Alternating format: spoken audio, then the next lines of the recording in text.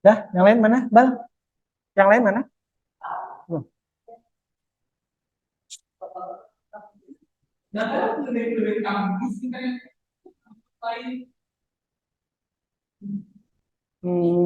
Aisyah. Baik, Bismillahirrahmanirrahim. Assalamualaikum warahmatullahi wabarakatuh. Alhamdulillah. Assalatu wassalamu ala Rasulillah, Sayyidina Muhammad ibn Abdillah. Rekan-rekan sekalian yang saya hormati, kita ketemu lagi di mata kuliah yang berbeda. Yuda, Aisyah, Iqbal, Rizky, Rabi. Ini siapa namanya? Lupa saya. Yuda itu ide apa itu? Oh, itu kan? Bentar. Saya lupa nama. Eh, nantilah. Baik, yang lain mana? Kalau tidak salah kan juga 30-an 4 orang ya dari, ya kan? Harusnya kan ruangan ini penuh harusnya karena kursinya kurang lebih 36. Ya nanti kita cek. Itu zoomnya saya hidupkan itu. Tahu kan ini bukan kelas hibrid. Kelas hibrid kan yang pagi tadi. Apa ini juga ada kelas hibridnya? Karena tadi yang pagi juga ada. Saya tanya, saya lupa namanya tadi. Itu domisilinya di mana, di Banjarbaru? Kenapa tidak ke kampus saja? Mungkin dipikirnya sayanya online aja gitu kan ngajar, tidak di kelas seperti ini. Jadi saya tadi di sini dari jam 9 kurang 10 untuk nyoba dulu. Nyoba kipas, nyoba jendela, nyoba LCD proyektor karena LCD LCD-nya ini tidak ada ininya, tidak ada remote-nya tadi. Saya harus nyoba remote dulu dari handphone baru selesai bisa. Baik, eh, selamat berjumpa kembali di pertemuan dengan mata kuliah yang berbeda ya dengan saya sekarang. Tapi saya ingin tahu dulu nih yang siapa namanya ini. Iya, oke, kita berbuka dulu. Nanti dipikir saya kunci. Hari ya, udah posting.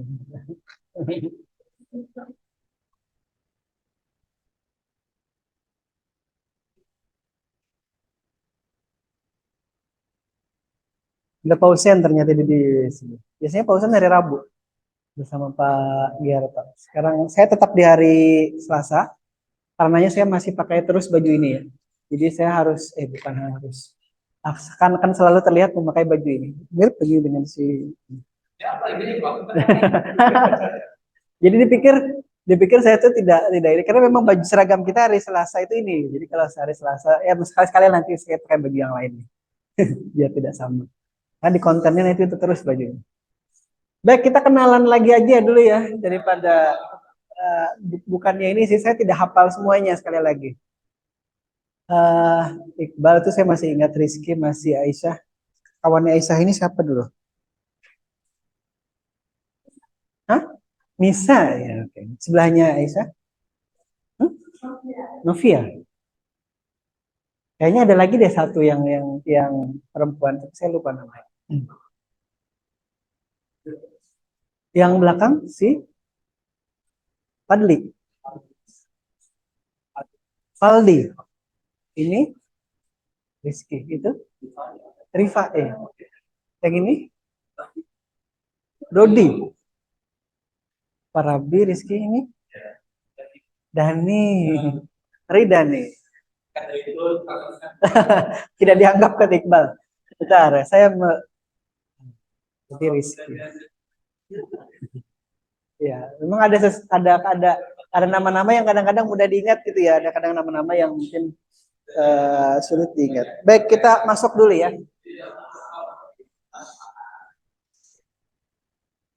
Tapi tanggal 5 benar ya, saya tidak salah tanggal ya.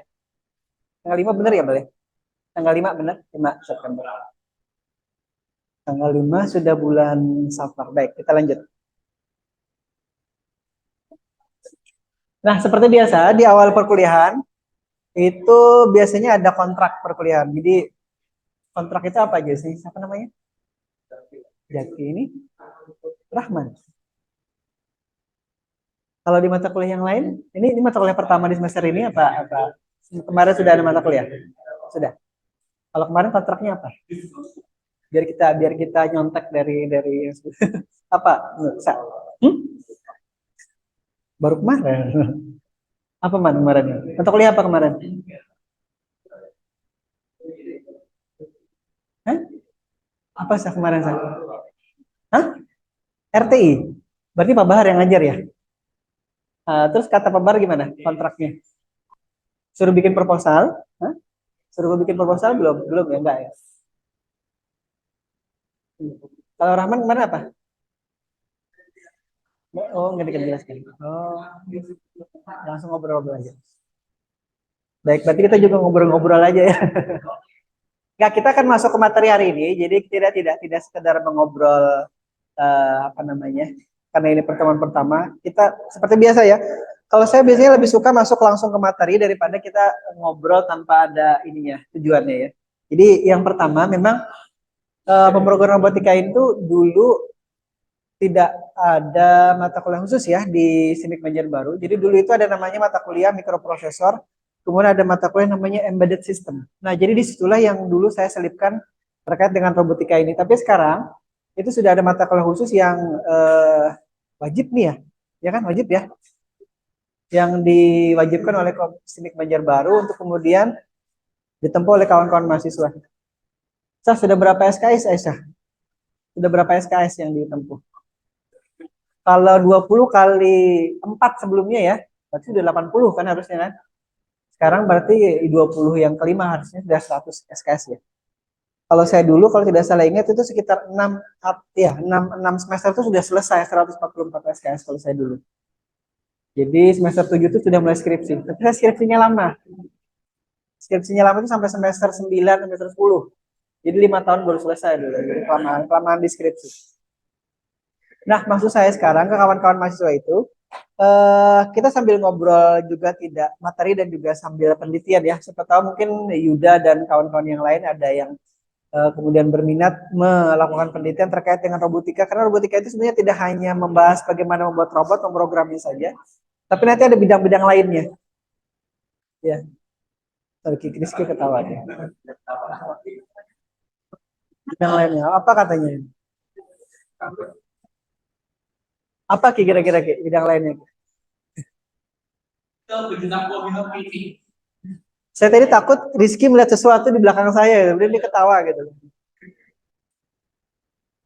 Baik, lanjut. Ada yang mau didiskusikan gitu? Rahman? Saya mengingat-ingat Rahman ini mirip siapa ya? Nah, kalau saya biasanya kan kalau lihat orang biar ingat itu siapa, saya mirip-miripkan dengan seseorang. Baik, kita lanjut dulu ya. Saya kira ini sudah tidak asing lagi karena sudah harus semester kenal ya kita satu sama lain. Nanti kalau misalkan ingin mengupdate tentang dosen, misalkan Pak Bahar atau Ibu Bapak yang lain ya, dosen yang lain, itu biasanya kalian bisa lihat di sini di Google Scholar ya. Google Scholar itu bahasa Indonesia Google Cendekia ya. Google Cendekia itu artinya database Google yang mendata semua peneliti yang ada di dunia ya, ada di dunia. Jadi kalau misalkan saya itu melakukan penelitian apa saja bisa dilihat di sini. Ya, bisa dilihat di sini. Tahun berapa saja melakukan penelitian, apakah vakum dari semester atau dari semester tahun yang lalu ke tahun sekarang, atau dari tahun kapan itu ada di sini. Nanti bisa dilihat ya, kawan-kawan bisa amati di situ. Tapi memang tidak terlalu penting-penting amat sih, cuman kadang-kadang ini kadang-kadang ada kalanya Dikti itu kemudian membuat kayak model kompetisi gitu ya. Misalkan dosen berprestasi secara nasional, mereka ngelihatnya dari sini salah satunya. Dari sini. Nanti ada lagi, bentar. Nah, kalau yang sekarang mereka ngelihatnya dari sini. Jadi ini merangkumkan dari berbagai macam platform. Jadi dari Google Scholar, ada Scopus, ada Web of Science, ada nanti websitenya Kemenkumham. Kemenkumham itu terkait dengan paten dan lain-lain itu ya. Nah, di indeks di sini oleh Dikti dalam satu bentuk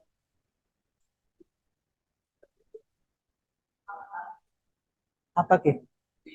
Hah? Oh iya itu dia. Hanya di mana bingung kan? Jadi Dikti itu bikin apa namanya singkatan-singkatan terkait dengan pewayangan. Tapi dia juga kadang-kadang ya dalam tanda kutip dia asal buat aja ya. Hanya mana kata. Jadi nyari hanya mana.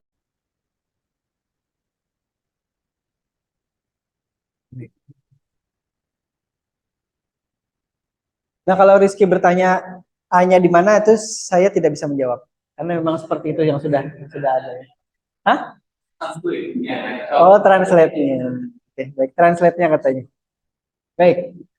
Nah, ini ya salah satu contohnya ya, kalau nanti masuk ke Sinta. Sinta itu sudah mengalami dua kali perubahan. Sinta Sinta dari yang pertama tidak ada namanya Sinta satu, Sinta dua, kemudian masuk ke Sinta dua, baru ke Sinta tiga. Nanti kawan-kawan bisa lihat misalkan kampusnya Civic Banjarbaru gitu ya. Nanti ada perankingan di situ. Dosen mana yang paling tinggi rankingnya muncul di situ. Saya tidak perlu sebutkan. Nanti di situ ada. Kan ada Pak Bahar, ada siapa-siapa di situ lagi ya. Nah, kalau misalkan mau lihat juga misalkan Bu Yulia atau Ketua Civic Banjarbaru gitu ya, itu punya paten apa saja, punya hak cipta apa saja, punya buku apa saja, punya kemudian penelitian apa saja dan di mana saja ada di situ. Ya, jadi ini Dikti biasanya melakukan bahasa ininya apa ya? Pendataan ini secara otonom, artinya tidak diinput secara manual oleh kita, untuk kemudian mereka bisa menentukan dosen yang produktif, dosen yang kemudian apa namanya ya tadi, nanti ada proses pemilihan misalkan dosen berprestasi segala macam, mereka tinggal ambil dari sini saja. Tidak perlu ngambil dari Google, tidak perlu ngambil dari Scopus, tidak perlu ngambil dari mana-mana, cukup di sini karena mesin ini sudah otomatis nanti mengambil dari semuanya, dari macam-macam platform, dari macam website seperti itu. Ya, kita lanjut. Kira ini ya sudah tahu nih. Kayaknya sudah subscribe semua juga semuanya. Sudah perlu saya suruh subscribe lagi. Jadi jadi unsubscribe gitu ya. Aduh, ini ada di sini. Baik IG ini.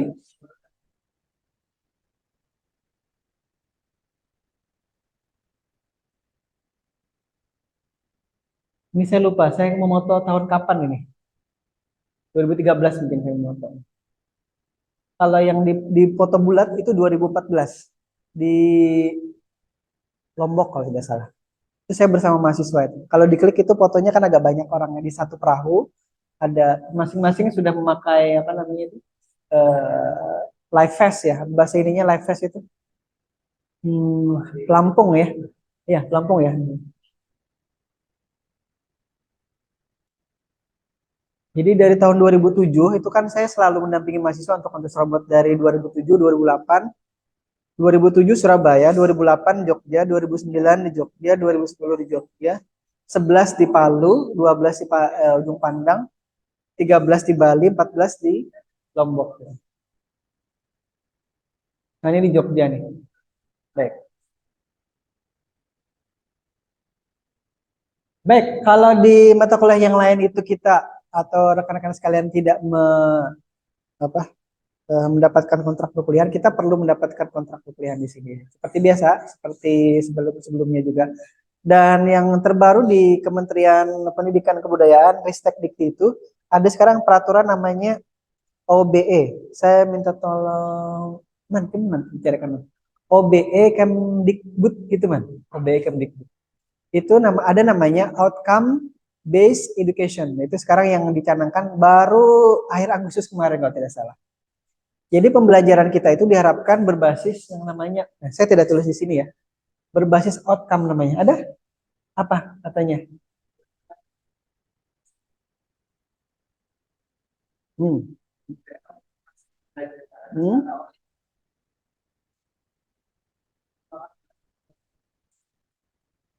Hmm.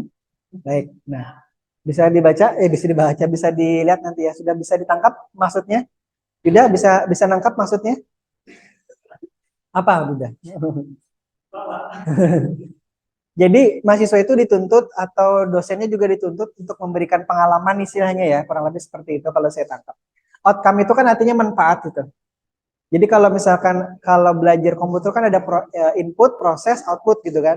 Ini bukan output. Jadi misalkan Yuda atau Aisyah dan kawan-kawan belajar pemrograman robotika ini bukan hanya nanti keluar belajar, masuk kelas, nanti keluar nilainya tidak seperti itu.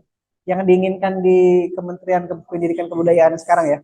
Mereka minta itu kalau mahasiswa lulus mereka punya pengalaman, ada manfaat yang mereka apa ya dapatkan pada saat di kelas dan juga setelahnya, gitu kan? Jadi karena maksudnya tadi kalau sudah selesai nanti dia bisa punya pengalaman ke depannya ke misalkan habis ini nanti habis ini belum PKL kan? Belum kan? Nah, habis ini kan PKL nanti ke lapangan. Nah di lapangan itu kan ada hal-hal yang kemudian tidak sama dengan apa yang ada di kampus seperti itu.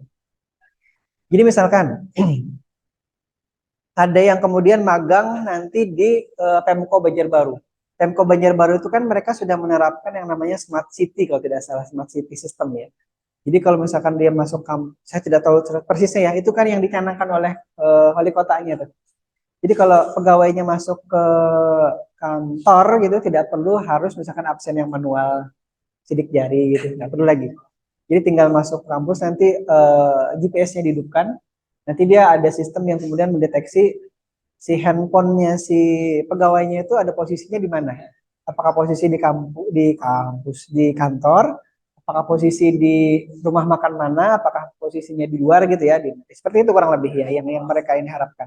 Nah, kalau kawan-kawan nanti belajar di kampus kita ini, saya kurang tahu itu mata kuliah apa yang kemudian bisa mewakili kalau kawan-kawan kemudian magang di situ ya di Pemko Banjarbaru yang terkait dengan smart city itu. Mungkin ada mata kuliah namanya mobile computing misalkan ya. Mobile computing. Sudah dapat belum? Belum ya?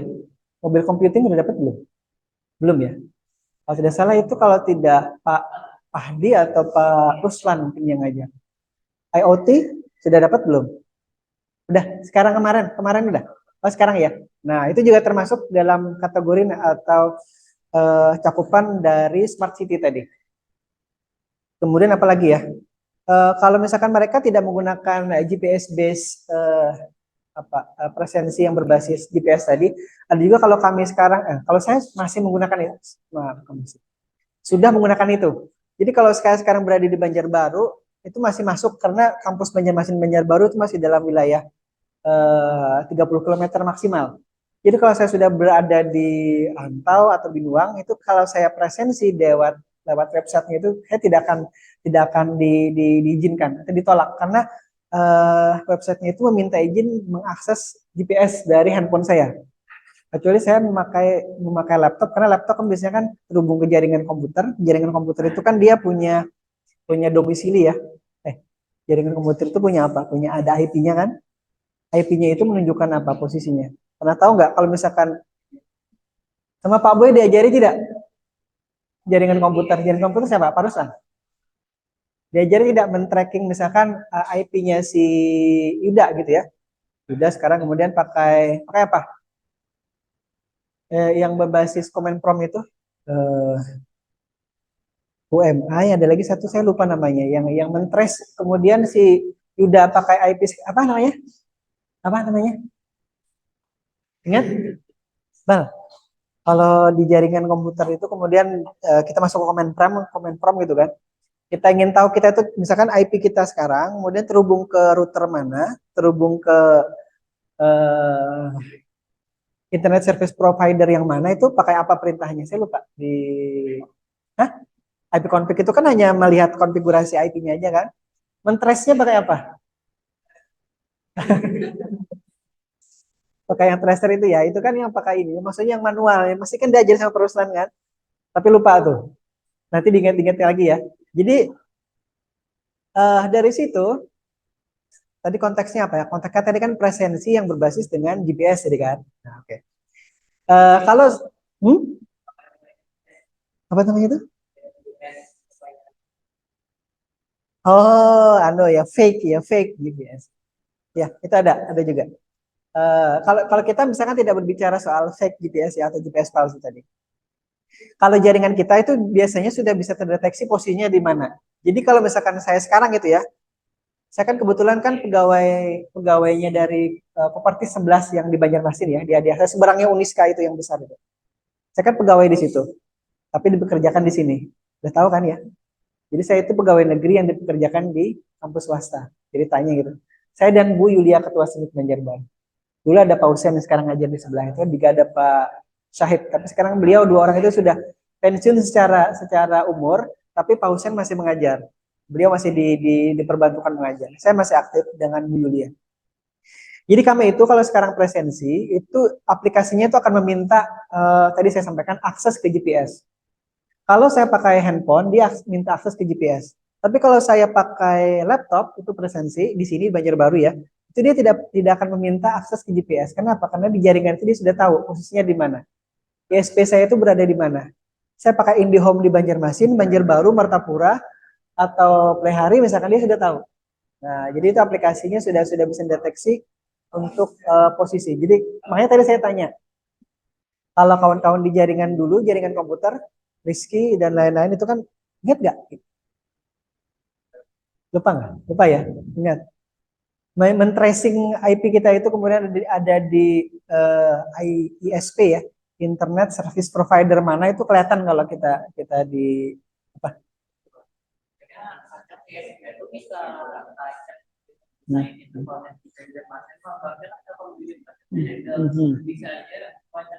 Dari papan gitu ya. Oh, Samarinda ya. Betul. Tapi kan jelas terlihat kan di situ kan namanya posisinya. Cuman biasanya gini, yang saya tahu biasanya kan kita ada nomor langganan internet ya. Misalkan masing-masing Stimik Menjabar itu kan punya ini dia. Punya apa namanya? Ada yang namanya IP public, ada yang IP private gitu kan. Kalau misalkan dia langganan sudah 100 mega ke atas atau misalkan 1 giga, biasanya dia sudah pakai IP private gitu kan. Nah, itu dia mendeteksi posisinya sudah spesifik ada di mana itu. Kalau IP public bisa jadi loncat-loncat gitu kan, bisa dynamic kan. Bisa tidak IP-nya itu terdeteksi di Balikpapan atau Samarinda, jadi bisa jadi nanti di Banjarbaru, Martapura atau Banjarmasin seperti itu. Nah, kalau saya di Banjarmasin itu di rumah, itu biasanya kalau saya riset modem itu IP-nya ganti. IP-nya ganti. Jadi kalau di trace kadang-kadang bisa bukan lagi saya terdeteksi di Banjarmasin, bisa terdeteksi di tempat lain gitu. Nah, tapi ada teori khususnya sebenarnya yang bisa mentrace atau bisa memastikan bahwa posisi kita di jaringan itu benar-benar di situ di Banjarmasin gitu loh. Tidak karena hanya IP-nya berubah terus kemudian posisinya juga berubah, tidak. Ada tekniknya. Jadi saya lupa itu gitu. Nanti tanya lagi Pak Ruslan ya atau lihat lagi teorinya waktu dulu. Nah, seperti itu ya. Itu tadi sekilas terkait dengan tadi saya bercerita apa ya? Tiba-tiba lah sampai ke situ ya. Nah, baik. Enggak jalan. Oke. Jadi karena kita tadi eh saya lupa tadi. Jadi bicara kenapa sampai ke presensi tadi ya. Maksudnya itu ada hubungan nanti dengan jaringan ya. Ada nanti robot jaringan. Nanti kita masuk ke sana. Baik kita lewati dulu. Baik, seperti mata kuliah mikrokontroler yang di semester lalu, saya juga tidak akan memberikan banyak tugas nantinya. Jadi kita sebenarnya saya ingin sekali kalau kita itu praktikumnya lebih banyak daripada sekedar teori di kelas seperti ini. Jadi kalau nanti misalkan kita sudah usulkan peralatan praktikumnya dan disetujui, saya bisa bisa. Saya minta tolong nanti kawan-kawan minta waktu ke prodi untuk bisa praktikum khusus 1 hari misalkan gitu ya berapa jam di kelas tertentu, misalkan di S1 di bawah itu. Nanti peralatannya saya titipkan di Pak Ruslan di lab bawah sana. Nanti Pak Ruslan yang kemudian bertanggung jawab tentang peralatan itu.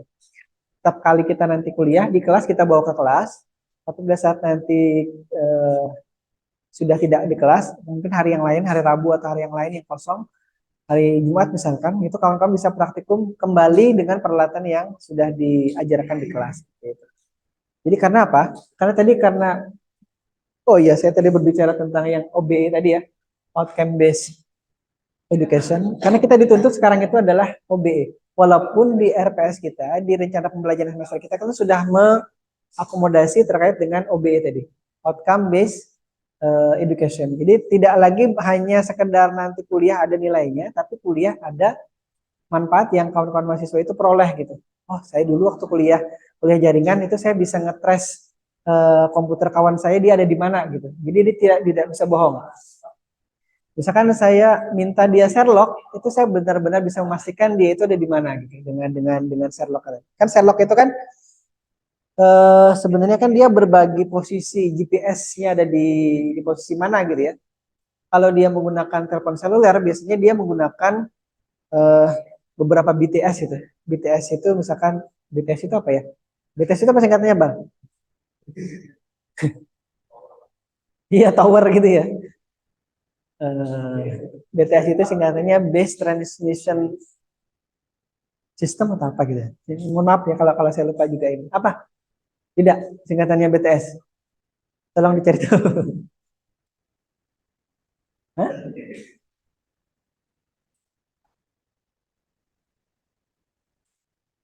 Sambil kita menunggu ya. Apa beda? Apa sah? Hah? Transceiver station ya, station ya. Berarti transceiver. Oh iya. Berarti stasiun pusat transceiver itu trans, trans itu mengiriman ya, pengiriman ya. Nah, kalau basic atau cara kerja dari GPS itu kan dia mengambil 3 titik biasanya. Jadi kalau misalkan kita terkoneksi ke BTS A, B, C, maka dia bisa memastikan ya kira-kira kita ada di tengahnya di situ lah. Nah, makanya biasanya kalau kawan-kawan mengaktifkan GPS itu kan ada nanti tulisannya akurasinya 20 meter. Akurasinya semakin bagus posisi atau lokasi kita itu terbuka misalkan kalau Yuda mengaktifkan GPS di dalam ruangan sini dengan di parkiran situ akan beda itu akurasinya. Biasanya sampai sampai 3 atau 5 meter itu akurasi yang paling bagus itu kalau kita berada posisi di luar gitu ya. Nah itu tadi ya terkait dengan jadi maksud saya kalau tadi kita belajar terkait dengan uh, pemrograman robotika ataupun sebelumnya sudah menggunakan bukan menempuh mata kuliah jaringan komputer itu kan ada manfaat yang sudah kawan-kawan sempat peroleh dari situ. Entah nanti pada saat magang, entah nanti pada saat melakukan penelitian, atau nanti bahkan setelah lulus. Karena setelah lulus itu tantangannya tidak sama dengan pada saat kita jadi mahasiswa gitu ya. Kalau kawan-kawan saya dulu berapa istilahnya, berkelakarnya istilahnya ya, lebih enak jadi mahasiswa daripada sudah bekerja kembali di bahkan kawan-kawan yang sudah bekerja rata-rata ya yang S3 kemudian atau S2 S3 di kampus UGM dulu itu mereka lebih lebih lebih nyaman jadi mahasiswa daripada sudah kembali lagi ke kampus katanya stresnya lebih tinggi. Bener itu pernyataan yang saya juga alami. Karena kalau pada saat kita kuliah itu kan kita fokus ke kuliah itu aja. Jadi stresnya itu hanya stres memikirkan bagaimana menyelesaikan kuliah itu aja. Tapi kalau sudah nanti di luar itu, setelah lulus itu ya, itu banyak macam-macam. Ada nanti tuntutannya harus bekerja, misalkan gitu ya. Kemudian harus bekerja sesuai dengan bidangnya. Kemudian nanti harus macam-macam lah, macamnya. Belum lagi nanti yang sudah berkeluarga gitu kan. Ada yang mungkin harus menikah misalkan, nah menikah nanti harus punya anak dan lain-lain. Itu tuntutannya lebih rumit lagi. Baik, seperti biasa ini kita akan kuliah setiap hari Selasa seperti ini. Kemudian kita akan nanti coba praktikum juga ya. Ada nanti di LMS juga. Nanti materinya saya masukkan di LMS. Kemudian ada tugas minimal 1 kali tugas individu, 1 kali tugas kelompok. Seperti yang kemarin itu tugas kelompoknya tidak saya berikan. Tapi langsung saya berikan aja nilainya. Dari UTS, kemudian ada yang UTS susulan dan lain-lain. Nanti kita lihat saja. Mudah-mudahan nanti kalau UTS itu tidak ada yang susulan. Cukup sekali UTS sudah selesai. Saya lupa dulu ada juga yang protes gini ya.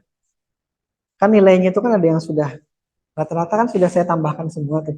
Ya ada ya yang ini ya. Yang lihat di Excelnya itu. Jadi karena memang kemarin nilainya itu kan kurang, jadi saya harus menambah. Dan kalau saya tambah Iqbal yang sudah nilainya 100, saya tambah 20 kan nggak mungkin jadi 120 tuh.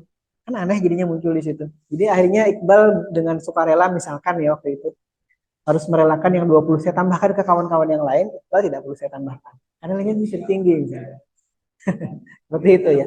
Jadi lebih baik saya sampaikan sekarang di awal karena kalau sebelumnya itu kan belum ada kasusnya kan seperti itu kan. Jadi setelah kemarin itu sudah ada kasusnya, saya lebih gampang menyontohkannya jadi.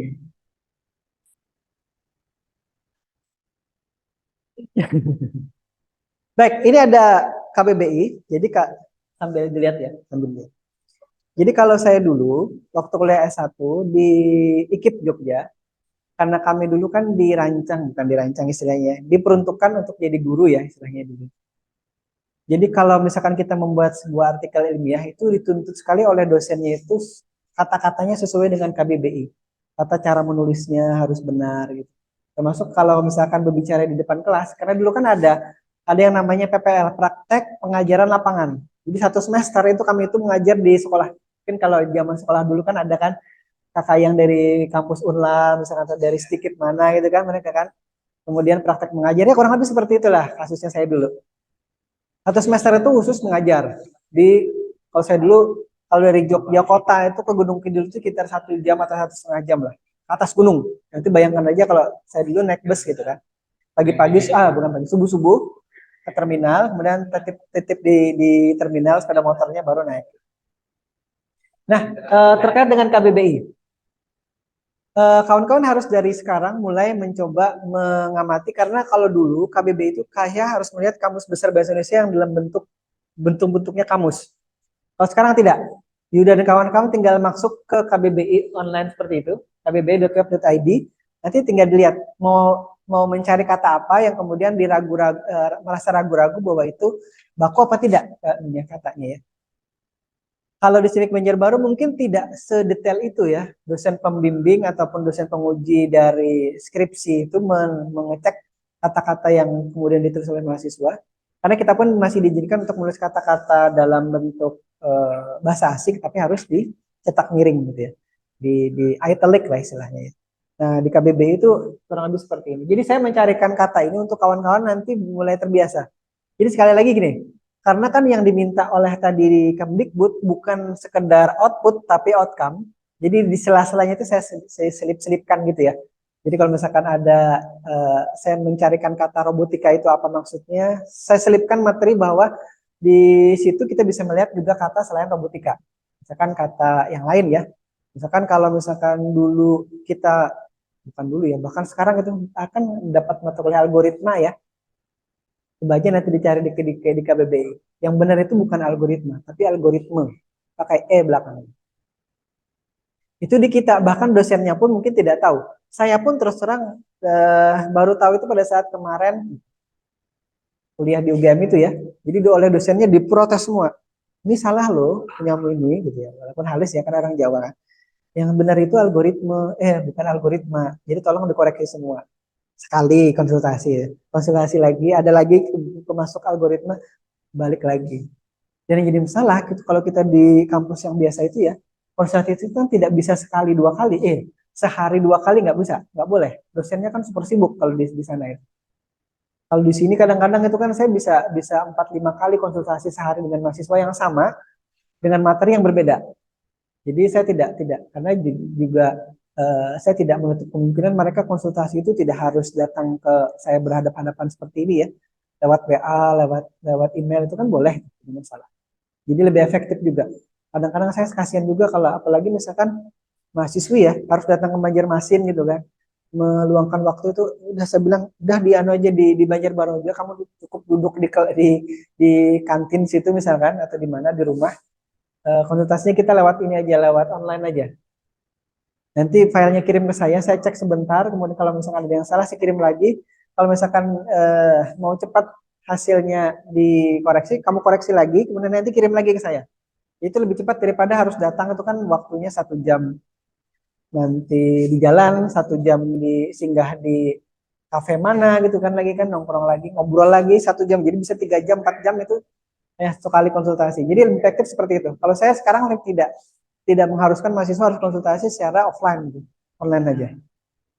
Nah, itu kan saya menyeletuk lagi kan ke materi yang lain. Baik, kita lihat di sini untuk robotika itu terkait dengan apa yang kita bahas sekarang ya. Itu adalah ilmu tentang mesin robot. Mesin robot. Mesin itu artinya apa? Dan mesin. Kalau pikiran kita mesin itu kayak sepeda motor ada mesinnya gitu ya. Mobil ada mesinnya. Mobil ada mesinnya, sepeda motor ada mesinnya. Nah, robot pun sama. Robot pun sama. Jadi robotika yang terkait dengan mesin bagaimana kita entah itu merakit, entah itu memperbaiki, entah kemudian menganalisis gitu ya. Nah, iya, satu lagi kata analisa itu juga salah. Yang benar itu analisis. Katanya KBB bukan kata saya ya. Kan sering kita gitu kan? Menurut analisa saya katanya, bukan menurut analisa. Tapi tidak 100% salah sih. Maksudnya kalau ditulis dalam bentuk tulisan baku dan kemudian itu ilmiah, maka yang benar itu bukan analisa tapi analisis.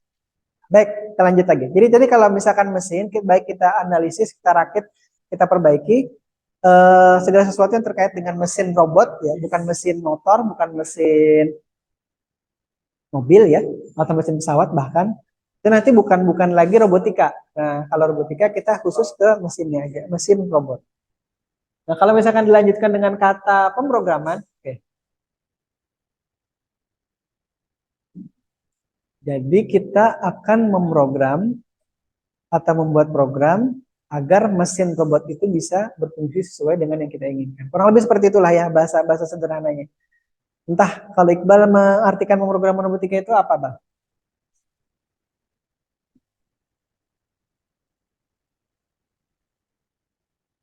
Bang.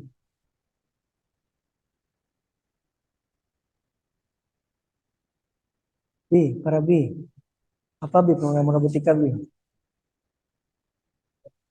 Kalau dulu kan saya juga tanya kan gambaranmu kira-kira di mikrokontroller itu apa? Sekarang saya tanya lagi. Pemrograman robotika gambaran kawan-kawan itu apa kira-kira? Diajarkan apa? Hmm? Apa Bang? Hmm. Apa para Bi? Kira-kira gambarannya saya bisa apa gitu nih?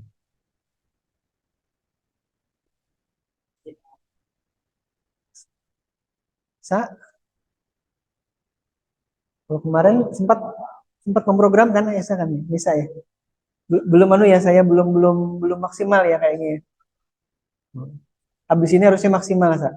Tapi saya minta peralatan yang tidak yang baru lagi nanti. Karena kalau yang itu nanti diutak-atik saya takut rusak. Semester berikutnya saya ngajar lagi itu gitu kan. Bermasalah nanti. Jadi ada rencana saya mau meminta lagi peralatan untuk pemrograman robotika ini. Tapi saya perlu masukan dari kawan-kawan. Nanti kan ada macam-macam robot tuh. Nah, kira-kira kawan-kawan mau ke arah mana? Saya lewati dulu sebentar ya. Kak ya.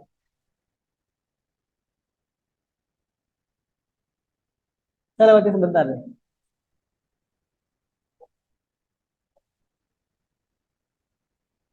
Sebelum saya ulangi. Ini namanya robot mobile ya.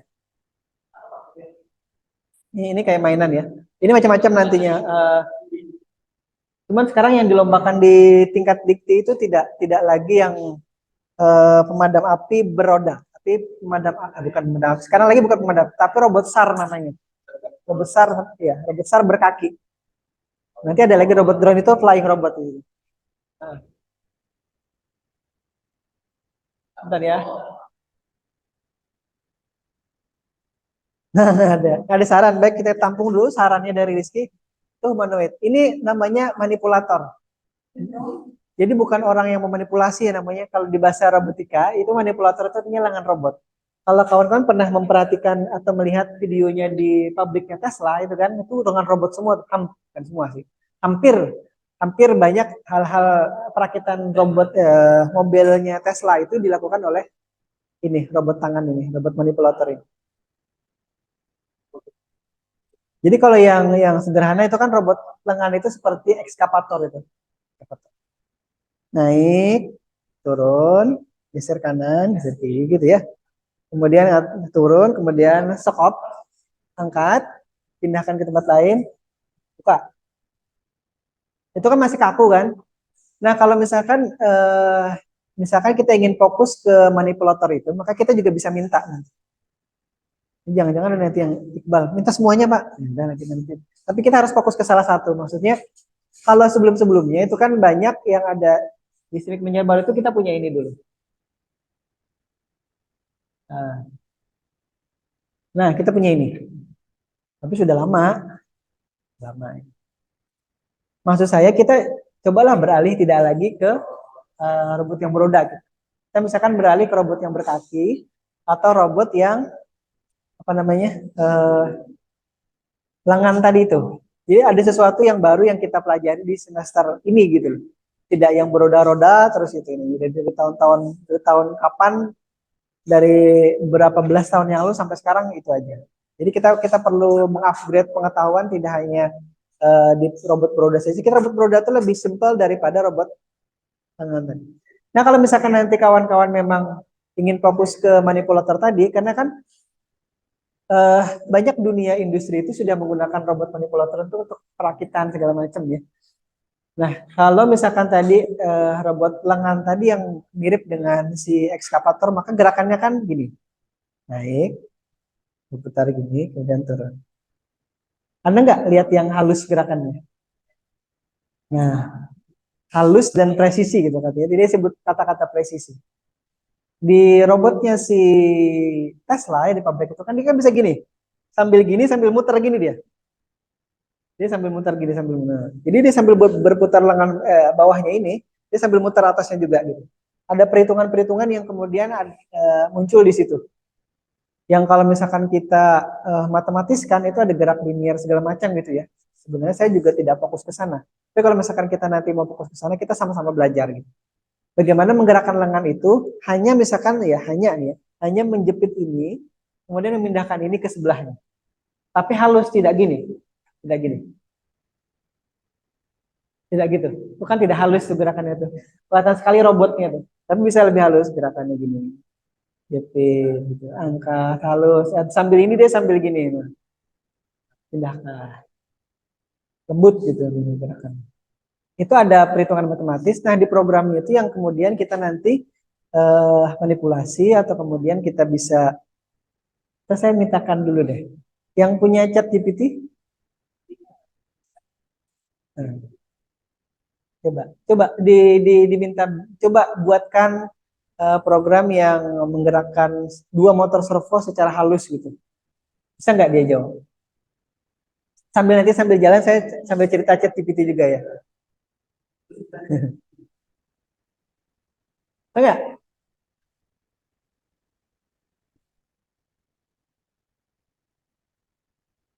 Oh, sebentar ya, kita masuk ke situ nanti.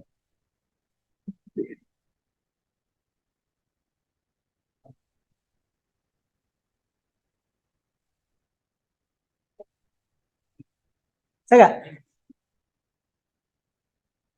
Sambil jalan ya.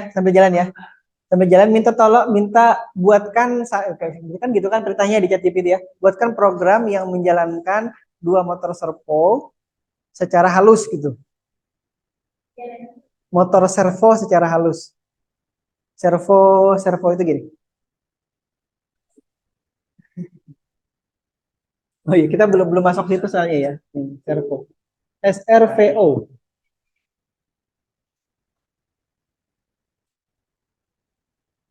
Keluar nggak? Hah? Hah? Ya kan? Keluar nggak? Keluar ya? Nah. Jadi gini, waktu kontes robot di tahun ini, itu kan ChatGPT itu baru keluar tahun berapa ya? 2002 atau 2022 ya kemarin? 22 ya? Jadi tapi di tahun 2002 yang lalu itu kami pada saat memprogram robot itu tidak dibantu sama sekali oleh ChatGPT. Tahun 2023 yang ini di bulan Mei bulan Juni kemarin itu kan kita ikut kontes robot lagi tuh. Nah, kita sudah mulai mencoba memanfaatkan ChatGPT untuk kemudian membuatkan program yang kita inginkan gitu. Tapi ada tapinya nih, ada tapinya. Jadi program yang oleh ChatGPT generate itu bisa jalan, maksudnya jalan itu dalam artian tidak ada error ya pada saat di-compile. Cuman pada saat kita lihat fungsinya itu tidak berfungsi dengan benar dengan yang sesuai kita harapkan gitu jadi ini. Ya, jadi dia asal buat prosedurnya benar itu gini gini gini gini.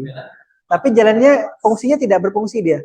dia pengesan-pengesan atau void-void yang ada di situ itu tidak ada errornya sama sekali. Tapi pada saat kita upload ke microcontroller, kita jalankan tidak ada sama sekali responnya itu terhadap kamera, terhadap apa gitu. Karena apa? Karena memang ChatGPT itu kan tidak bekerja secara apa namanya ya, eh, hardware based programming gitu. Jadi dia kan berdasarkan AI-nya dia gitu kan, berdasarkan pengalaman-pengalaman dia, berdasarkan database-nya dia. Di situ keluarnya program program apa? Yuda, di sebelahnya Yuda itu siapa? Keluarnya tadi apa? Keluarnya di situ. Coding ya? Coding bahasa apa? C, Python. Nah, kalau lebih spesifik kami dulu minta gini, buatkan program berbasis Arduino untuk ini gitu. Keluar dia. Tapi pada saat kami upload itu tidak jalan. Maksudnya tidak jalan itu dia tidak ada error, tapi tidak berfungsi sesuai dengan yang diinginkan itu. Jadi itu kelemahannya ChatGPT. Nanti besok ya kalau kita memang sudah praktikum itu bisa dicoba tuh. Ya, gitu ya. Itu tadi keluarnya bahasa apa? Python, C++ ya. Berarti bahasanya Arduino tuh. Ya itu. Jadi maksud saya sekarang, saya juga sudah sempat diskusi dengan kawan-kawan dosen di Selit Banjarbaru bahwa memang eh, ChatGPT itu di dalam tanda kutip berbahaya untuk kemudian bisa apa ya membuat kecurangan dalam artian gitu ya dalam tanda kutip. Kalau mahasiswa mau curang itu kan dia bikin aja gitu ya, dari ChatGPT semuanya dari latar belakang kemudian tinjauan pustaka tapi tidak apa-apa selama nanti itu bisa dipertanggungjawabkan. Jadi gini, itu tadi program ya. Kemudian gini, saya juga mencoba ChatGPT itu untuk membuatkan pendahuluan, kemudian membuatkan tinjauan pustaka untuk artikel ilmiah tuh. Ini ada yang sudah mencoba ya, saya. Nah, yang jadi masalah itu saya sudah juga telusuri. Kalau misalkan dia membuatkan tinjauan pustaka gitu, kemudian dia kan merujuk ke sebuah paper gitu ya. Ada paper penelitian misalkan Iwan dan Rizky tahun 2019 misalkan. Itu coba aja dicari, kadang-kadang itu tidak ketemu. Nah, kadang-kadang saya sudah cari dari sekian banyak paper yang dia rujuk di dalam tinjauan pustaka itu, hampir semuanya itu dia tidak istilahnya dalam tanda kutip itu fiktif gitu kan ya. Yang dia buat. Dia kalau kalau uraian tinjauan pustakanya benar tidak masalah. Tapi kutipannya, citasinya atau paper-paper yang dirujuk itu yang kemudian bermasalah di situ. Jadi saran saya ini kita tidak menafikan bahwa ChatGPT itu tidak ada gunanya. Karena tadi kan kita sekali lagi kita adalah pembelajaran yang berbasis outcome bukan pembelajaran berbasis output saja. Jadi sekali lagi saya kadang-kadang selipkan seperti ini ya pengalaman saya kemudian menggunakan ChatGPT gitu, menggunakan membuat pendahuluan, tinjauan pustaka. Bahkan kalau misalkan kawan-kawan mau gitu ya, itu coding program kita mintakan algoritmanya keluar. Kan kalau di Pak Bahar ya, nanti belajar tuh di RTI itu, di Pak Bahar tuh. Kalau kita membuat program, nanti yang perlu kita masukkan di laporan penelitiannya cukup algoritmanya saja. Atau bahasa ini pseudocode ya, pseudocode itu apa bahasa ini ya? Pseudocode ya. Istilahnya ringkasan programnya aja tidak perlu coding program semuanya. Tapi kadang-kadang kalau misalkan dosennya minta itu diminta dilampirkan coding program semuanya. Tapi kalau misalkan orang awam cukup melihat di algoritmanya aja. Nah, ChatGPT itu bisa membuatkan algoritma dari coding program yang sudah kita buat. Jadi saya kemarin juga nyoba.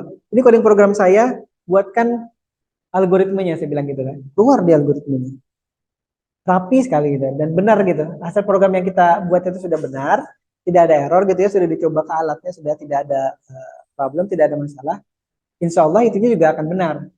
Apa namanya tadi algoritmanya. Nah itu tuh sekilas ChatGPT ya. Nanti silakan kita coba lagi. Jadi saran saya tadi kalau yang ingin minta buatkan ChatGPT terkait dengan penjawab pustaka itu harus dicari lagi di Google. Itu yang membahas di paragraf pertama ini itu penelitian siapa sebenarnya. Jangan sampai nanti kita dianggap karena si ChatGPT tidak bisa dia bisa membuat daftar pustaka juga, tapi tidak bisa dipertanggungjawabkan daftar pustakanya itu ada. Tapi kadang-kadang masih fiktif. Baik, sampai sini dulu. Kita akan lihat masuk ke materi ini ya. Sekali lagi kalau saya tidak hanya diskusi biasanya. Seperti di pertemuan kita di mata kuliah yang lalu juga. Kalau saya di pertemuan pertama sudah masuk ke materi. Kita sampai jam berapa, Ki? Jam setengah satu ya? Sekarang jam berapa? Kurang? Kurang berapa? Masih ada kurang lebih setengah jam ya. Baik, kita lihat kita punya materi tadi terkait dengan eh, robot yang dibagi berdasarkan konstruksinya ya, konstruksi. Yang tampil di sini adalah konstruksi robot sebagai apa dalam bentuk humanoid. Ya, masih hidup mikrofon saya. Dan saya cek zoomnya dulu ya. Ini zoom gratis nanti mati tengah jalan. Oh, masih hidup. Zoom gratis itu berapa menit? 45 menit ya? Oh ya. Nanti nanti dia muncul muncul lagi notifikasinya kalau saya tadi daripada menggunakan OBS untuk merekam kuliah ini daripada OBS mending pakai pakai apa Zoom ya enak kan? Dia lebih simpel anunya. Hasil filenya itu lebih tajam tapi kompresinya padat gitu. Jadi kalau misalnya 1 jam atau 1,5 jam itu paling 500 400 500 megabyte. Kalau saya pakai OBS itu bergiga-giga. Ya, karena mungkin terlalu tinggi berarti saya anunya ya. Bitrate-nya terlalu tinggi. Karena kalau saya setting terlalu rendah nanti hasil anunya nggak tajam jadinya. Kalau saya pakai kamera itu, kamera handphone kan bisa 1080 misalkan. Kalau saya pakai kameranya laptop itu kan paling maksimal 720 ya kan. Baik, jadi saya pakai ini aja. Kita lanjut ya. Nah, ada robot mobile tadi itu ketutup oleh itu, mohon maaf. Nah, saya geser dulu nih. Ketutup. Ini menutupi. Ini geser nggak?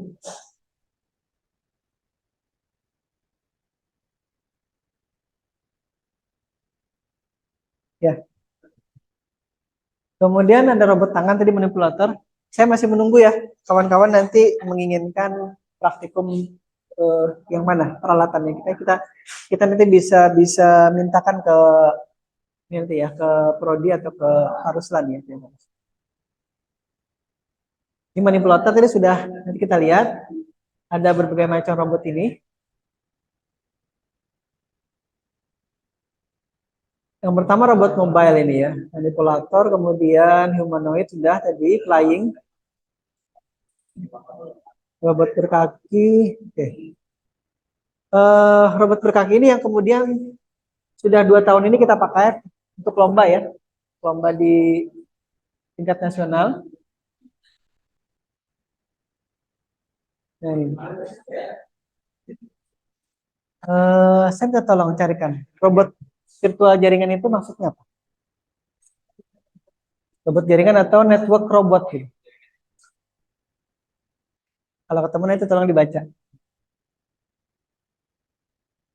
Siapa tadi namanya? Rizky itu yang mana? Ya, Rizky yang situ. Riva ini Fajrin. Faldi. Mau Faldi apa Faldi aja? Faldi. Faldi ini memang sekelas ini tampak asing. Tampak asing. Mohon maaf ya Faldi ya tampak asing ini. Ini yang lain mana nih? Yang lain yang 30-an on harus kelemahannya presensi online itu seperti ini. Jadi mereka kan bisa bisa presensi. Ya saya tidak juga bisa ini ya tidak bisa terlalu kejam juga ke kawan-kawan mahasiswa. Dalam artian kalau misalkan saya ngabsenkan satu-satu itu kan repot juga saya. Misalkan saya ini Ridani, Rizky, Farabi, Iqbal, siapa lagi itu? Rahman, Yuda, ada Nisa, Iqbal, Rahman. Nah, itu kan banyak kan tadi yang ada. Udah ketemu robot jaringan tadi? Apa katanya?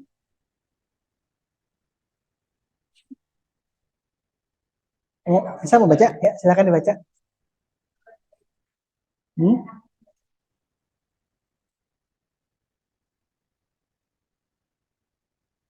VIP ya. Oke, baik. Ada lagi. Ada lagi nggak yang ketemu yang lain? Itu kan menggunakan TCP IP ya. Nanti saya jelaskan. Ada lagi sebenarnya yang terselip di situ. Ada hal lain. Ki, coba dicari. Virtual robot network gitu. Anunya. Coba dicari lagi. Virtual robot network. Hah?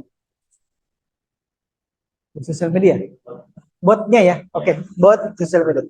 Salah satunya itu. Pernah dengar robot virtualnya Google tidak? Hah? Apa namanya tuh? Itu robot Google Assistant ya. Ada lagi nggak? Itu ya yang Google Assistant. Maksud saya gini, Iqbal pernah tidak secara resmi memasukkan misalkan NIM-nya ke Google gitu, memasukkan akun IG-nya ke Google atau masukkan akun Facebook-nya, Twitter dan lain-lain ke Google atau TikTok dan lain-lain. Tapi ternyata pada saat di search di Google gitu ya, Google, kemudian ada kolom pencariannya, masukkan Muhammad Iqbal, Stimik Banjarbaru gitu ya, atau Muhammad Iqbal aja. Nanti muncul kan itu kan Iqbal yang Stimik Banjarbaru, Iqbal yang artis misalkan ya, Iqbal yang apa namanya uh, pejabat misalkan, kan macam-macam tuh di situ tuh. Nah, yang mencari informasi itu adalah robot apa sih namanya ya? Di kita namanya uh, virtual robot network. Jadi robot yang kemudian di-create secara virtual di dalam jaringan komputer dan yang terhubung ke internet, kemudian bisa mencari informasi dan mengumpulkannya ke pusat datanya, Google itu. Ya kurang lebih seperti itu. ChatGPT punya robot yang kemudian dia bisa mengumpulkan informasi dari berbagai macam, termasuk dari Google, mungkin dari Yahoo dan lain-lain. Kalau zamannya saya itu kan adanya Yahoo, Google belum ada. Google saya PS1. Setelah 25 tahun berlalu, sekarang sudah ada ChatGPT, ada Google itu punya apa namanya? Sejenisnya ChatGPT.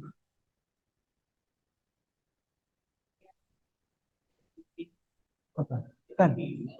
Bart ya namanya ya. Oh, oke, Bart namanya. Itu sekelasnya ChatGPT itu.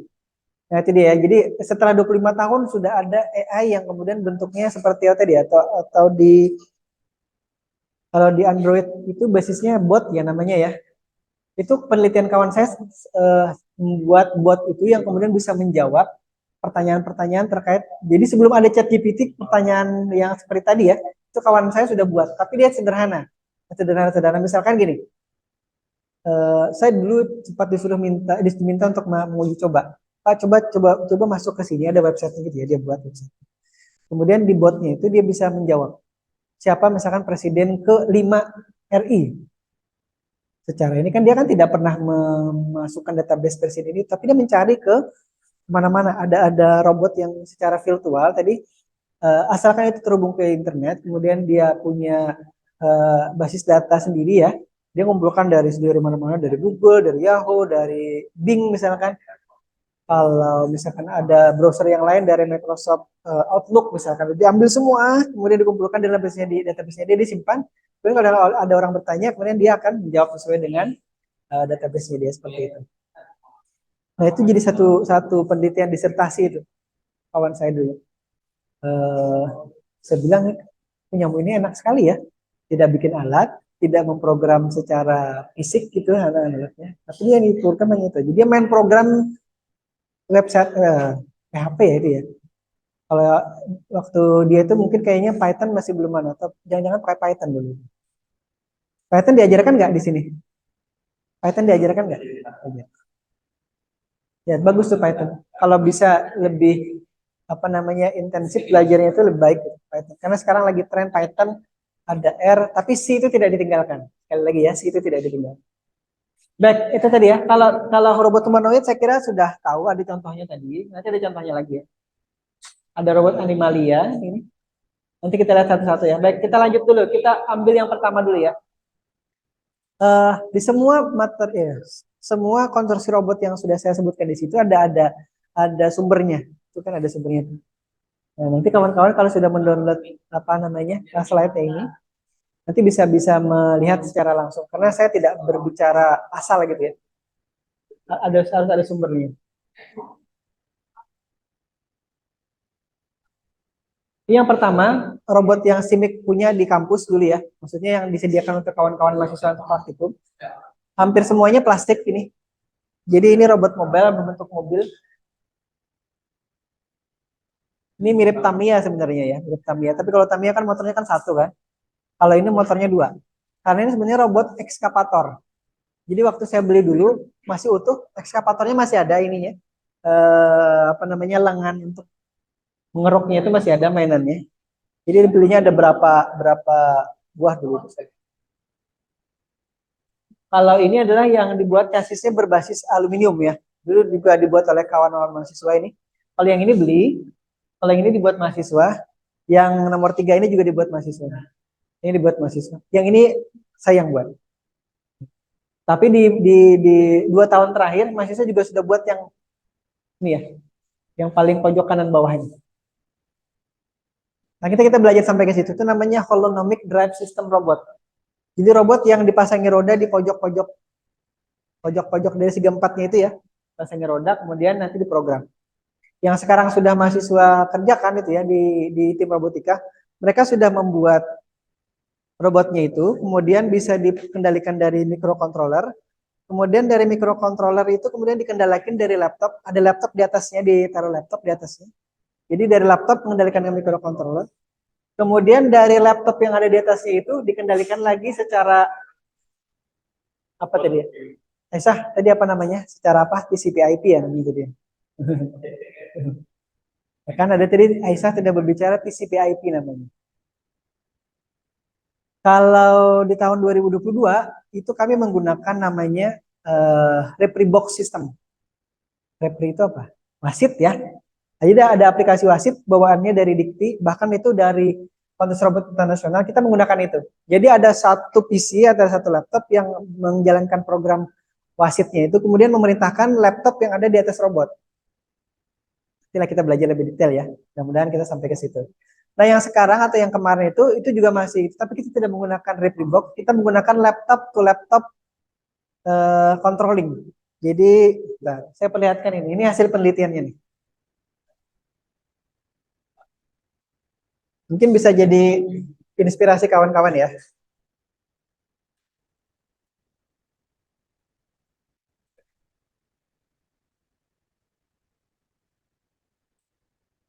Yuda bisa lihat judulnya ada.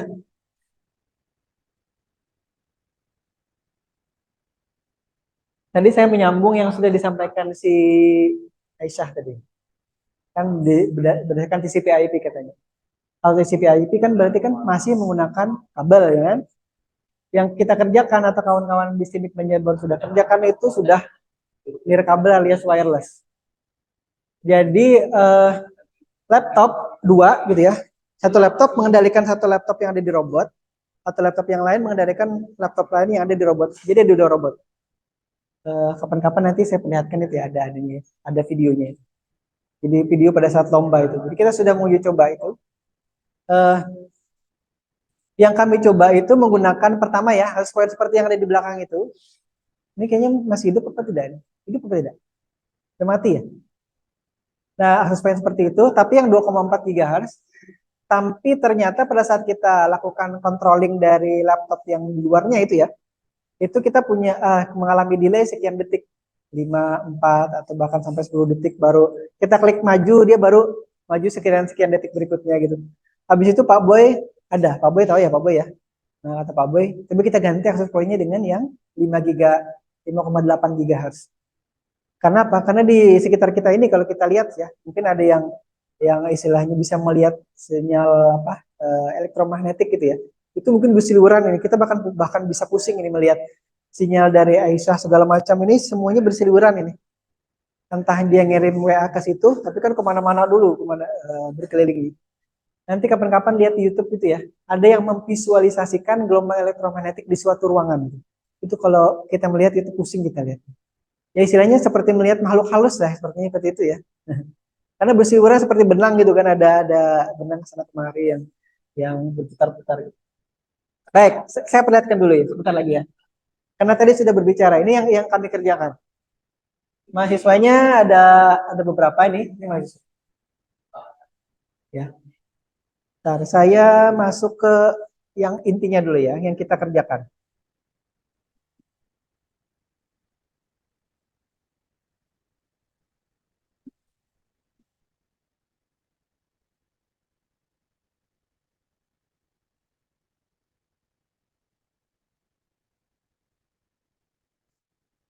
Nah, ini pseudocode-nya ya. Jadi kalau nanti kawan-kawan mau melakukan penelitian, membuat program, kadang-kadang oleh si pembimbing atau pengujinya diminta dimasukkan pseudocode ini.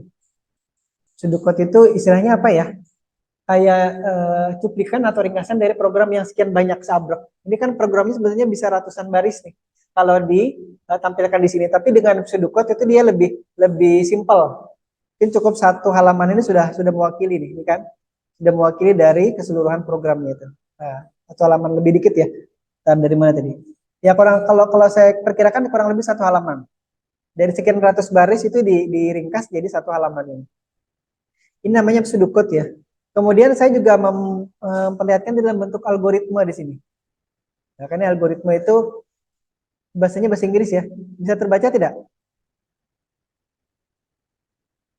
Saya bisa membaca. Kelihatan nggak? Ada initialize itu ya. Kalau bahasa kita tuh inisialisasi gitu ya. Kemudian setup dan lain-lain di situ ada ini. Nah, yang kami bikin atau kami buat di tahun ini adalah ini. Kami membuat namanya GUI ya, atau Graphical User Interface-nya ini.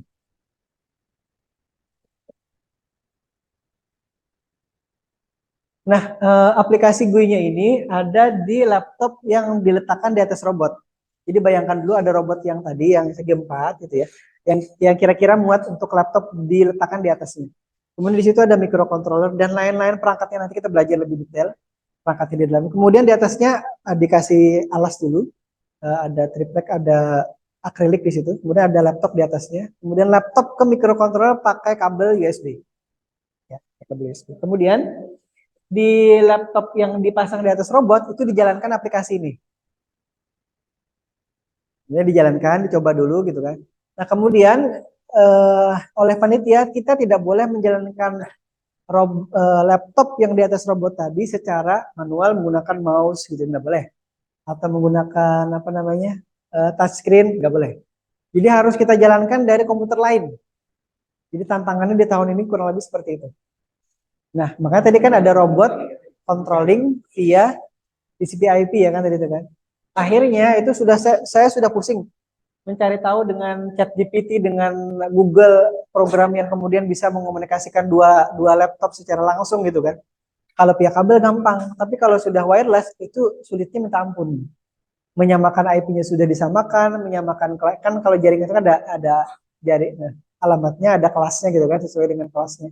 Sudah disetting, sudah diakses poin khusus, tidak digabung dengan akses poin yang lain, tetap sulit mengomunikasikan dua laptop secara wireless gitu. Akhirnya di hari-hari terakhir menjelang lomba itu kawan-kawan ketemu yang namanya ada aplikasi seperti TeamViewer gitu loh. Tapi kalau yang lebih sekarang katanya lebih terkenal itu, lagi terkenal ya maksudnya. Ada namanya Google Remote Desktop. Ada yang pernah mengoperasikan? Bang, tahu ini nggak Bang?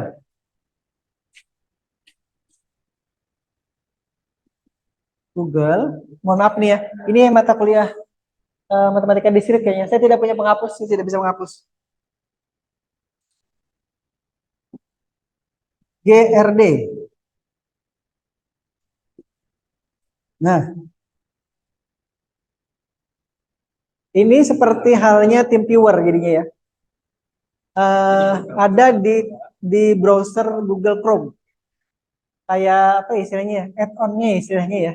Atau apa sih namanya itu lagi selain add-on itu? Kayak kayak extension-nya lah istilahnya. Nah, itu ternyata kawan-kawan mahasiswa itu ketemu yang ini tadi. Nah, kita pakai ini aja. Saya bilang gimana caranya?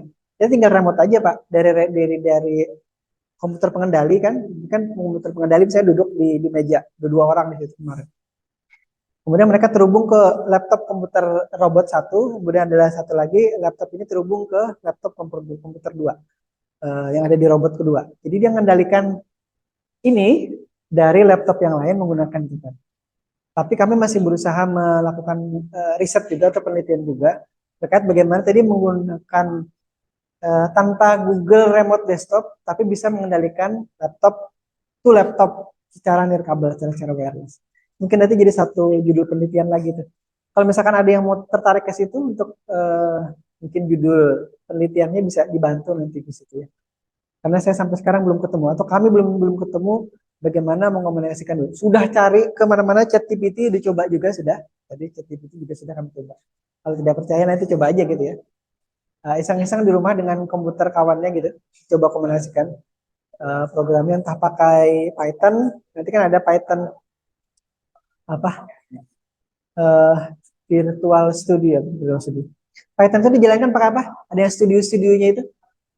Visual Studio ya, ada Visual Studio. Nah, itu coba dijalankan nanti yang satu dengan satu komputer lainnya bisa tidak komunikasi, misalkan sama-sama connect ke jaringan kampus atau ke jaringan internet di rumahnya seperti itu.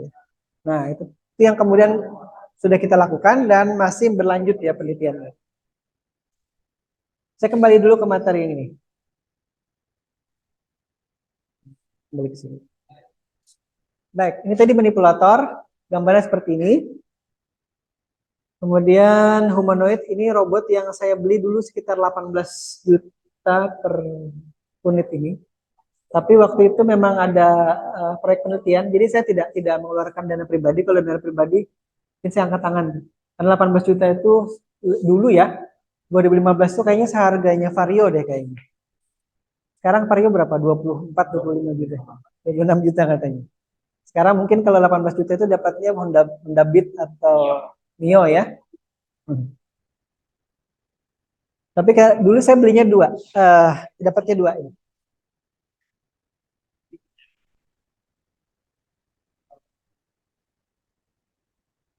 Yang sebelah kiri itu yang dulu saya buat dan saya rakit. Dulu penelitiannya membuat robot yang kemudian bisa bermain bola ya. Deteksi bola, bola warna-oranye itu bola tenis yang saya semprot dengan warna oranye. Ya, kalau tracking robot, humanoid robot gitu. Itu ada gawangnya, mungkin ketutup oleh gambar yang robot tadi gitu. Ada gawangnya warna kuning itu dulu. Jadi yang deteksi itu bolanya, lantainya, kemudian gawangnya. Dulu pakai kamera namanya Pixicam Ucam. Tapi ada lagi kamera yang bawaan robot itu, harganya sekitar 2 juta tahun 2016. Nah, nanti kalau ada yang mau melanjutkan penelitian itu, masih ada robotnya di saya ada dua. Tapi satu saya preteli. Karena saya ya. Karena pulang ke sini itu kan kalau dalam bentuk itu kan repot tuh. Dalam bentuk robot itu. Cuman kalau karena saya kasihan sama anak saya, kadang-kadang kan dia kan main itu. Main robot-robot itu. Karena ada remote controllernya. Setelah diprogram, dia bisa dikendalikan pakai remote controllernya ada. Waktu pada saat waktu penelitian itu kan ada microcontroller yang kemudian mengendalikan. Nah, itu ya, itu dulu penelitian 2015 2016. Ini flying robot itu ya seperti drone itu ya, seperti sebenarnya. Kalau yang sekarang saya lihat di Cina itu ada pertunjukan drone yang kemudian membentuk formasi. Kalau sebelumnya kan kita bisa lihat ada pertunjukan laser gitu kan. Laser nanti berbentuk naga, berbentuk apa, mungkin ada Sinterklas misalkan gitu. Atau ada yang lain bentuk-bentuk animasi. Kemudian yang sekarang itu dia tidak lagi menggunakan laser tapi menggunakan drone. Drone yang ada lampunya dan dia bisa berubah-ubah warnanya, kemudian membentuk formasi entah jadi burung, entah jadi naga. Sekian ratus drone berjalan bersamaan, kemudian membuat pertunjukan yang kemudian belum pernah ada sebelumnya. Coba nanti dilihat ya di YouTube ada tuh apa istilahnya drone formation kalau bahasa Inggrisnya gitu ya, drone formation show in China gitu. Nanti cari deh.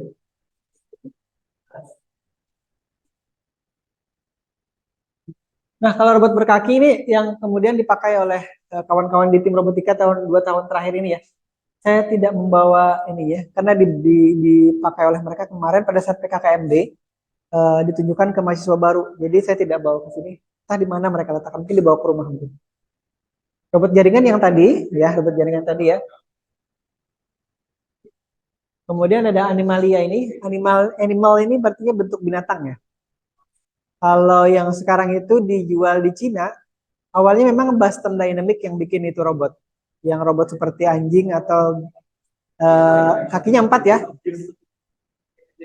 Kakinya apa? Gimana? Oh iya. Ditendang, didorong ya, dipukul ya kan?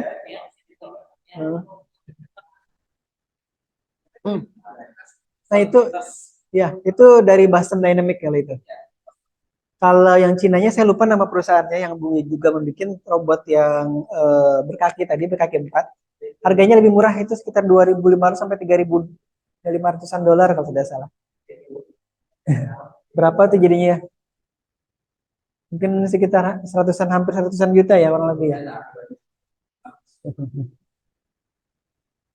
Nah kalau saya box ini saya kira ini kalau yang biasa menonton film ya sering ya. Sekarang kan sudah banyak tuh pengganti lengan, pengganti kaki gitu lah. Kalau rekan-rekan sekalian lihat sekarang yang terbaru itu darinya Tesla, mereka sudah buat chip yang kemudian ditanam di otak, kemudian itu bisa mengendalikan secara nirkabel peralatan-peralatan di luar itu. Jadi misalkan ada orang yang mungkin secara fisik tidak bisa menggerakkan stroke istilahnya, lengan tidak bisa, kemudian kaki juga tidak bisa, duduk di kursi roda, kemudian ditanam di chip di kepalanya itu, otaknya masih bisa berfungsi kan. Orang stroke itu kan hanya bagian-bagian tertentu dari otak yang kemudian tidak bisa mengirimkan sinyal atau pulsa ke ini ya, ke saraf-saraf. Tapi secara umum otaknya masih berfungsi. Nah, oleh si nemunya Tesla itu siapa namanya? Elon Musk ya. Elon Musk itu sudah dan timnya dibuat satu chip yang bisa ditanam di otak, kemudian bisa memerintahkan perangkat di luar itu secara nirkabel. Yang saya lihat sementara ini itu dia sudah tanamkan di otaknya simpanse atau monyet gitu ya, simpanse. Jadi simpansenya itu main game di layar monitor komputernya itu, dia menggerakkan mouse kanan kiri itu pakai otak. Jadi seolah-olah dia kayak main telepati gitu. Dia tahu. Jadi main-main kayak apa ya, pingpong gitu. Nanti ada bola datang di sini. Nah, bolanya nanti geser ke sini geser. Coba nanti dicari itu. Atau apa ya? Saya tidak tahu kata kuncinya, tapi istilahnya innovation by Elon Musk lah gitu lah. Nanti ada macam-macam di situ. Selain Tesla, selain sistem kendali mobil Tesla yang otonom itu dan lain-lain ada. Apalagi proyeknya Elon Musk itu apa? SpaceX ya, yang SpaceX itu apa? Yang ke bulan itu ya. Misi pria. Belum belum sih, belum sampai sih ke bulan ya. Dia masih masih uji coba itunya aja. Sudah sampai belum ke bulan? Ke Mars ya dia. Dia tidak ke bulan, ke Mars saja. Karena paling dekat ke Mars dulu ya. Sampai tidak ke Mars. Belum ya kan? Kayaknya masih mengorbit di atas bumi gitu, kemudian turun lagi nih ya. Saya lihat kemarin waktu live-nya itu juga sampai situ. Tapi saya cepet nih. Karena saya nunggu gitu kan kelamaan kan. Nunggu live-nya dia baru 5 menit lagi peluncuran, 3 menit lagi kelamaan. Saya cepeti aja sampai selesai. Oke, tembok sudah. Sekarang kita ke robot pedis. Ini ada yang pernah dengar nano surgery? Apa nano sim? Satu. Nah, tadi sini ya, namanya ada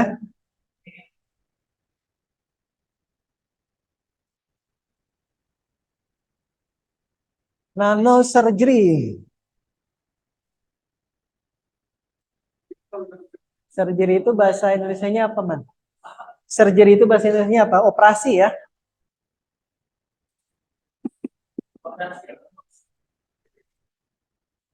Jadi nanti ada yang apa istilahnya ya makro surgery itu kan maksudnya yang kalau saya dulu kan dioperasi di tangan sebelah sini nih. Nah, sini. Ada ada bakal tumor istilahnya di sini. Operasi sini. Kurang ajan ya? Ajan. Stop dulu gitu.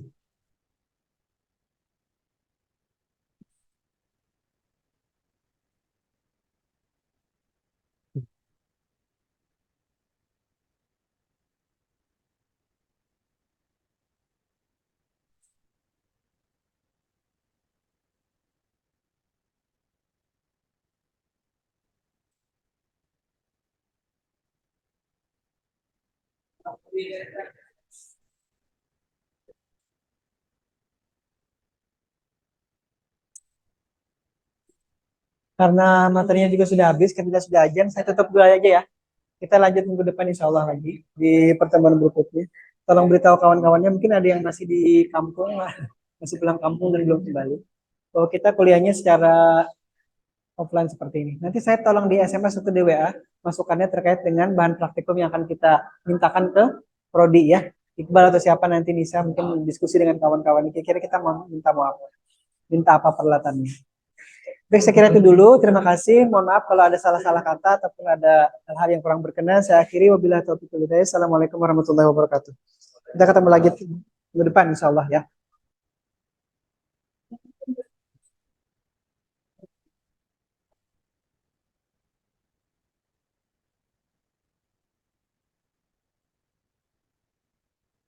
Ya, Pak.